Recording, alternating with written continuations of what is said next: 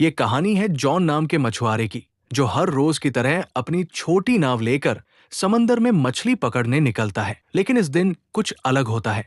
अचानक चारों तरफ घना कोहरा छा जाता है और दूर दूर तक कुछ दिखाई नहीं देता। जॉन रास्ता भटक जाता है और इधर उधर भटकते भटकते उसे एक सुनसान नाव नजर आती है। जिज्ञासावश वो अपनी नाव उस नाव से बांधता है और अंदर जाकर देखने का फैसला करता है। जैसे ही वो उस नाव के भीतर जाता है, उसके होश उड़ जाते हैं। पूरी नाव खाली थी, न कोई इंसान, न कोई आवाज, बस रहस्यमयी सन्नाटा।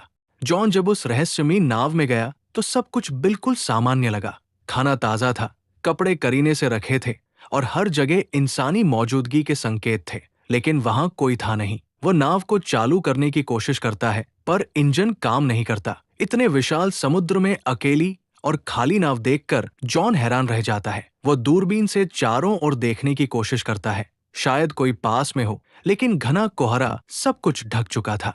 निराश होकर वो कंट्रोल रूम लौटता है और वहां पड़ा रेडियो ऑन करता है, मदद के लिए कोई संकेत भेजने के इरादे से। जॉन ने रेडियो पर संदेश भेजा, ये नाव समंदर में फंसी है, कोई सुन रहा हो तो जवाब दे।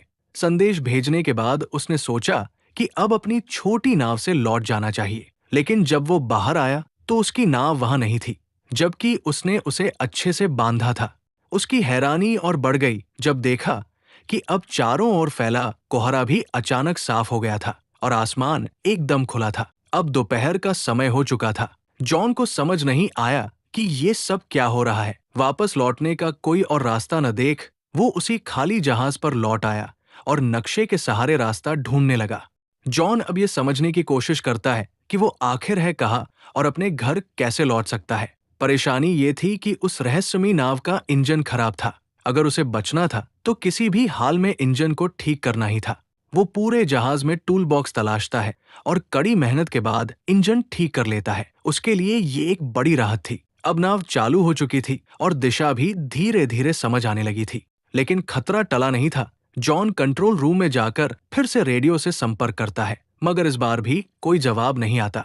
सब कुछ अब भी रहस्य में डूबा था। फिर वो लड़का ऊपर आता है और उसे अचानक टॉयलेट जाना पड़ता है। कोई आसपास नहीं था तो वो सोचता है कि समंदर में ही कर लेता हूँ। जैसे ही वो किनारे जाता है, अचानक किसी ने पीछे से उसे धक्का दे दिया। वो सीधा पानी में गिरता है। हालत बेहद खतरनाक थी, लेकिन उसने रील को पकड़कर किसी तरह खुद को डूबने से बचा लिया। हवा और पानी का दबाव इतना ज्यादा था कि वापस नाव तक आना मुश्किल हो गया। मगर उसने हार नहीं मानी, हिम्मत जुटाई और धीरे धीरे रील के सहारे खुद को खींचते हुए फिर से नाव पर चढ़ाया। इस सब के बीच उसका काम पूरा नहीं हो पाया तो वो दोबारा टॉयलेट जाने लगा। जैसे ही वो नीचे पहुंचा, अचानक किसी ने जोर से दरवाजा बंद कर दिया। जॉन ने पहले इसे हवा का असर समझा और ध्यान नहीं दिया, लेकिन जब बाहर निकलने की कोशिश की तो देखा कि दरवाजा अंदर से बंद हो चुका है। अब वो हैरान रह गया। उसने दरवाजा खोलने की हर कोशिश की, यहाँ तक कि जेब से एक सिक्का निकालकर ताले में फंसाकर भी खोलने की कोशिश की, मगर सब बेकार गया। अब उसे लगने लगा कि इस जहाज पर वो अकेला नहीं है, कोई है जो उसे परेशान कर रहा है, जो दिखता नहीं लेकिन हर वक्त मौजूद है। उसे लगने लगा जैसे कोई उसके साथ बेरहमी से खेल रहा हो। वो जोर से चिल्लाया, कृपया जो भी हो दरवाजा खोल दो, मैं कोई चोर नहीं, बस देखने आया हूँ। लेकिन कोई जवाब नहीं आया। अब उसे समझ आ गया कि मदद की उम्मीद बेकार है। वो कीबिन की तरफ बढ़ा और अंदर जाकर जो देखा उससे उसकी रूह कांप गई। वहां खून के धब्बे थे। डरावना माहौल था, पर उसने डर को नजरअंदाज किया और एक कैंची उठाकर दरवाजा खोलने की कोशिश की। लेकिन ताला अब भी नहीं खुला। तभी पूरी नाव जोर जोर से हिलने लगी, जैसे कुछ बड़ा होने वाला हो। जॉन बेहद घबराया हुआ था। तभी उसकी नजर ऊपर की एक खिड़की पर पड़ी। वो किसी तरह उस खिड़की से बाहर निकला और चारों ओर देखा। दूर से एक विशाल कार्गो जहाज उसकी ओर आता नजर आया। उसकी दिशा सीधी उसी नाव की ओर थी। जॉन को समझ आ गया कि अगर वो जहाज टकराया तो सब खत्म हो जाएगा। अब उसे हर हाल में अपनी जान बचानी थी। उसने सिग्नल देने का सोचा, लेकिन उसके पास कुछ था नहीं। उसने तुरंत अपनी शर्ट उतारी और जोर जोर से लहराने लगा ताकि कार्गो जहाज का कोई उसे देख सके। लेकिन अफसोस, इतने प्रयास के बाद भी किसी की नजर उस पर नहीं पड़ी। अब जॉन को किसी भी हालत में अपनी जान बचानी थी।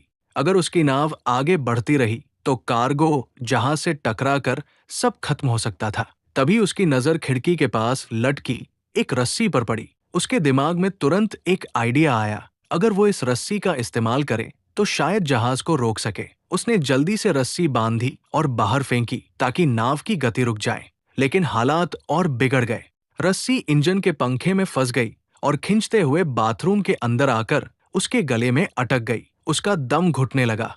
मरने की कगार पर पहुंचकर उसने हिम्मत दिखाई और एक औजार से खुद को आजाद किया। उसकी गर्दन पूरी तरह लाल पड़ गई थी। वो लगभग मर ही गया था, बट आखिरी पल में खुद को बचा पाया। रस्सी इंजन में फंसी थी, जिससे जहाज की रफ्तार थम गई। मगर ये काफी नहीं था। भारी कार्गो जहाज फिर भी उससे टकरा गया। जोरदार टक्कर से उसका जहाज बुरी तरह हिल गया और जॉन जमीन पर गिरकर बेहोश हो गया। उसके सिर में गहरी चोट लगी थी। कुछ देर बाद जब उसे होश आया तो उसने देखा कि बाथरूम पानी से भर चुका था।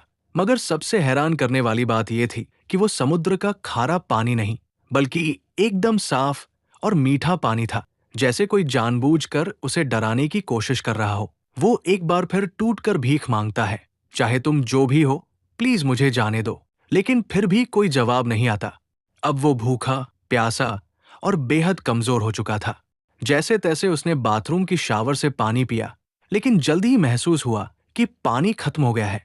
फिर जब उसने सिंक से पानी पीना शुरू किया तो हैरान रह गया। अब वो पानी खारा हो चुका था। उसे तुरंत समझ आ गया कि नाव में कहीं छेद हो गया है और समुद्र का पानी अंदर आ रहा है। ये नाव अब ज्यादा देर नहीं टिकेगी। वो घबराकर दरवाजा खोलने की कोशिश करता है, लेकिन लगता है किसी ने उसे बाहर से बंद कर रखा है। रात का समय था और ऊपर से दिखा कि कोई अदृश्य, शायद दुष्ट शक्ति इस नाव को नियंत्रित कर रही थी। पानी तेजी से बढ़ रहा था और जॉन थककर सो गया। रात में समंदर में भयानक तूफान आया, जिससे नाव बुरी तरह टूट गई और जॉन भी गंभीर रूप से घायल हो गया। सुबह जब उसकी आंख खुली तो पानी सिर तक पहुंच चुका था, सिर्फ चेहरा बाहर था। अब उसे लगने लगा कि बस कुछ ही पल बचे हैं। तभी अचानक कहीं से क्लिक की हल्की आवाज सुनाई दी, जैसे कुछ खुला हो। जैसे ही जॉन ने हैंडल घुमाया, दरवाजा जोर की आवाज के साथ खुल गया। पानी का दबाव इतना ज्यादा था कि दरवाजा टूटकर नीचे गिर पड़ा और इसी तरह वो बाहर निकलने में कामयाब हुआ। बाहर निकलते ही वो सीधा नाव की छत पर गया ताकि ताजी हवा में सांस ले सके, क्योंकि नीचे ऑक्सीजन लगभग खत्म हो चुकी थी। अब उसे यकीन हो गया था कि कोई अदृश्य ताकत उसे हर हाल में सताना चाहती है। वो शारीरिक और मानसिक रूप से टूट चुका था और नीचे की तरफ पानी लगातार भरता जा रहा था। उसे समझ आ गया कि अब नाव कभी भी डूब सकती है। जॉन ने तय कर लिया था अब वो इस जहाज पर नहीं रुकेगा। तभी उसे एक आइडिया आया। उसने जहाज से एयरबैग्स निकाले और टूटे हुए बाथरूम के दरवाजे को इस्तेमाल करके एक छोटा राफ्ट बना लिया। उसने सब कुछ मजबूती से बांधा ताकि राफ्ट टिक सके, लेकिन राफ्ट चलाने के लिए उसे कुछ और जरूरी सामान भी चाहिए था। उसने जहाज से खाना, पानी और जरूरी औजार जमा किए और खुद को पूरी तरह तैयार किया। फिर बिना पीछे देखे वो जहाज से उतर गया और राफ्ट पर सवार होकर धीरे धीरे समंदर में आगे बढ़ने लगा। वो राफ्ट पर था और उसके सामने वही बड़ी नाव अब भी खड़ी थी। कई घंटे गुजर गए, लेकिन न तो वो ज्यादा दूर जा पाया और न ही वो नाव डूबी, जिसे वो समझ रहा था कि 5 से 10 मिनट में डूब जाएगी। वो अब भी उसी हालत में थी। तभी उसके दिमाग में एक आइडिया आया, अगर ये नाव अभी तक नहीं डूबी तो क्यों न इसके रिसाव को ठीक कर लिया जाए। अगर ऐसा हो गया तो वो इस मजबूत नाव से आराम से सफर कर सकता है। ये सोचकर वो वापस नाव के पास गया। सबसे पहले उसने रिसाव को ठीक किया, फिर पाइप और औजारों से एक पंप तैयार किया ताकि पानी बाहर निकाला जा सके। उसने जो पंप बनाया था उसकी मदद से नाव में भरा समुद्र का पानी धीरे धीरे बाहर निकल गया। रिसाव ठीक करने और पानी हटाने के बाद उसने जहाज की बाकी दिक्कतें भी ठीक कर दी। साथ ही उसने बाहर से भी मरम्मत की ताकि आगे सफर में कोई और परेशानी न हो। काम खत्म होने के बाद उसने फिर से रेडियो से मदद मांगने की कोशिश की, लेकिन इस बार भी कोई जवाब नहीं आया। मायूस होकर वो वापस लौटा और नक्शा निकालकर एक बार फिर रास्ता समझने लगा।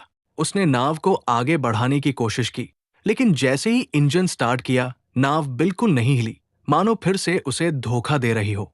वो नाव एकदम स्थिर थी, जैसे पानी में जड़ हो गई हो, और यही सोच उसे अंदर से तोड़ रही थी। वो पूरी तरह थक चुका था, उम्मीदें खत्म हो रही थी। तभी दूर से उसने एक और जहाज आते देखा। अब उसके पास बस एक ही रास्ता था, अपने छोटे राफ्ट से उस जहाज तक पहुंचना। वो तुरंत राफ्ट पर चढ़ा और तेजी से उस जहाज की ओर बढ़ा। लेकिन तभी वो जहाज अचानक हिलने लगा और जॉन की तरफ तेजी से बढ़ने लगा, जैसे किसी ने उसे जानबूझकर उसकी ओर भेजा हो। जॉन ने अपनी रफ्तार बढ़ाई, लेकिन वो विशाल जहाज और भी तेज हो गया, और ठीक इससे पहले कि वो जहाज उसे टकराता, जॉन ने आखिरी कोशिश की और अपने बोट से कूदकर उस दूसरी नाव तक तैरने का फैसला किया, जो दूर जाती दिख रही थी। लेकिन जब तक वो वहां पहुंचा, वो नाव गायब हो चुकी थी। तभी उसे एहसास हुआ कि इस रहस्यमयी नाव पर कोई बुरी ताकत है, जो उसे कहीं जाने नहीं दे रही। उसने सोच लिया था कि चाहे जान चली जाए, वो इस नाव पर वापस नहीं जाएगा। लेकिन शाम तक पानी में तैरते तैरते ठंड बढ़ने लगी। नीचे डॉल्फिन्स तैर रही थी, पर पानी का तापमान बहुत गिर चुका था। ठंड सहन न हो पाने पर मजबूरी में वो फिर उसी नाव पर लौट आया। वो इतना थक और बीमार हो चुका था कि कुछ सोच पाने की हालत में नहीं था। बस चुपचाप एक कंबल ओढ़कर कमरे में सो गया। सुबह जब उसकी आंख खुली तो उसने फिर से इस जहाज से निकलने का फैसला किया। लेकिन अब एक और झटका मिला। कमरे का दरवाजा बंद था। वो घबरा गया और धीरे धीरे मानसिक रूप से टूटने लगा। उसे कुछ समझ नहीं आ रहा था कि आखिर ये सब उसके साथ क्यों हो रहा है। तभी उसकी नजर कमरे में मौजूद एक छोटी सी केबिन पर पड़ी। उसने जैसे ही उसे खोला, ऊपर की ओर एक रास्ता नजर आया, एक वेंटिलेशन जिससे बाहर निकला जा सकता था। वो उस केबिन में घुस गया, जो एक तंग स्टोरेज एरिया था। हर बार जब वो स्टोरेज एरिया से ऊपर चढ़ने की कोशिश करता, फिसलकर नीचे गिर जाता। गिरने से उसे कई चोटें भी आई, मगर उसने हार नहीं मानी। बार बार गिरते हुए आखिरकार वो फिर से ऊपर पहुंचा और उस वेंट की खिड़की को खोलने की कोशिश की। लेकिन वो टस से मस नहीं हुई। ऐसा लग रहा था जैसे उसे जानबूझकर सील कर दिया गया हो। अब वहां की ऑक्सीजन भी तेजी से खत्म हो रही थी।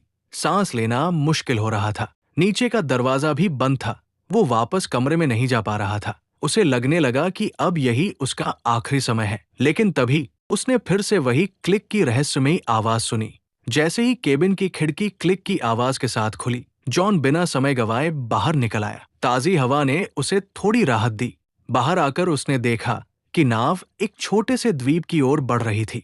ये देखकर उसके मन में उम्मीद जगी कि शायद अब वो इस डरावनी नाव से हमेशा के लिए आजाद हो जाएगा। जैसे ही नाव किनारे पहुंची, वो फौरन उतर गया। उसे लगा कि इस द्वीप पर जरूर कोई है जो इस सब का जिम्मेदार है। गुस्से में उसने एक डंडा उठाया और द्वीप की तलाश शुरू की, लेकिन जल्द ही हैरान रह गया। पूरे द्वीप पर इंसान का कोई भी निशान नहीं था। अब जॉन फिर से गुस्से और डर से भर गया था। जैसे ही वो उस द्वीप से बाहर निकला, एक नया दृश्य उसकी आंखों के सामने आया। वही रहस्यमयी नाव जो उसे यहाँ लाई थी, अब शांत समंदर में आगे बढ़ रही थी, जैसे किसी और शिकार की तलाश में हो। ये देखकर जॉन को पूरी तरह यकीन हो गया कि ये नाव और ये द्वीप किसी बुरी ताकत के अधीन है। उसे अब हर हाल में यहाँ से निकलना था।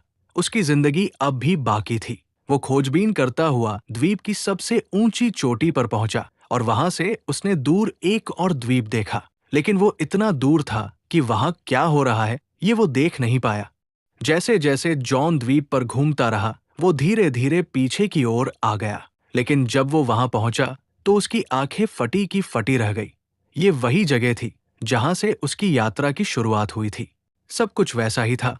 वही उसकी पुरानी नाव ठीक उसी जगह बंधी हुई, और वही लोग, जैसे कुछ बदला ही न हो। पूरा माहौल पहले जैसा था, जैसे कुछ हुआ ही नहीं। जॉन एकटक सब देख रहा था। उसे यकीन नहीं हो रहा था कि ये सब एक बुरे सपने जैसा लगने वाला अनुभव असल में उसके साथ घटा था। लेकिन अब सवाल उठता था, उसकी नाव वहां दोबारा कैसे पहुंची और इस द्वीप की सच्चाई क्या थी? जॉन जब द्वीप के पीछे पहुंचा तो हैरान रह गया। वही जगह, वही नाव, वही लोग, जैसे कुछ भी नहीं बदला। उसे यकीन नहीं हो रहा था कि ये सब असल था या कोई बुरा सपना। मगर जो कुछ उसने झेला वो सच्चाई थी।